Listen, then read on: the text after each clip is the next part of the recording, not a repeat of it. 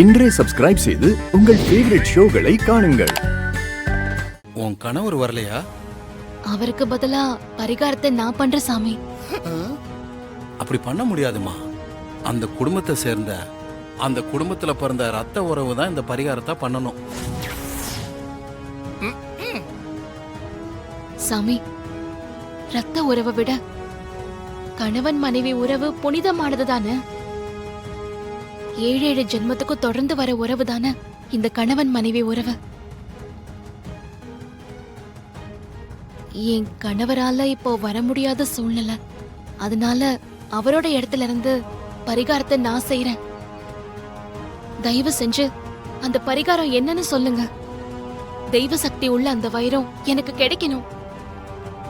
ஓஹோ, வைரத்துக்காகத்தான் மாப்பிளைய பரிகாரம் பண்றதுக்கு கூப்பிட்டியா? ஐயோ, சிஸ்டர் சொன்னது சரியா போச்சு. வைரத்தை எடுக்க விடக்கூடாது. என் கணவனையும் குழந்தையும் நான் காப்பாத்தணும். தயவு செஞ்சு எனக்கு கருணை காட்டுங்க சாமி. பரிகாரத்தை நான் பண்றேன். தயவு செஞ்சு என்ன பரிகாரம் சொல்லுங்க.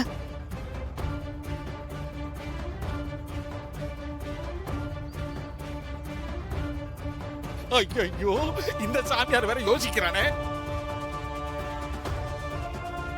சரி, இப்படித்தான் நடக்கணும்னு விதி இருக்கும்போது அதை என்னால மாத்த முடியாது.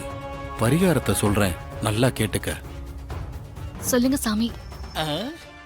சித்ரா பௌர்ணமி அன்னைக்கு காலையில விரதம் இருந்து அம்மனுக்கு விளக்கு ஏத்தணும்.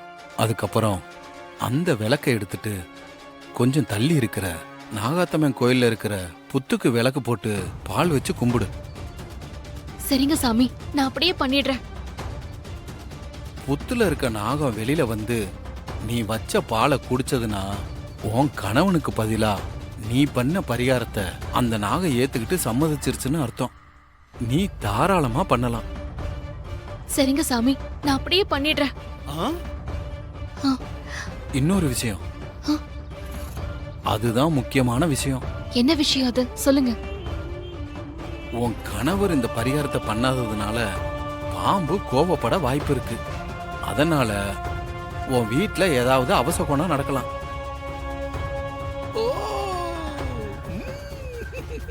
நாளைக்கு உன் புருஷனை வீட்டை விட்டு எங்கேயும் அனுப்பாத. வீட்டுக்குள்ளேயே வச்சுக்க. ஆபத்து காத்துக்கிட்டு இருக்கு.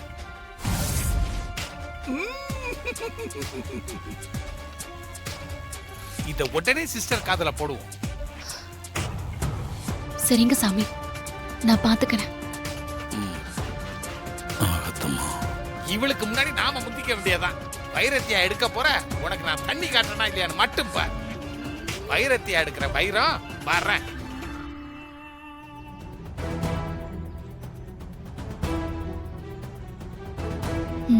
அம்மன் மேல பாரத்தை போட்டு தைரியமா போயிட்டு வா.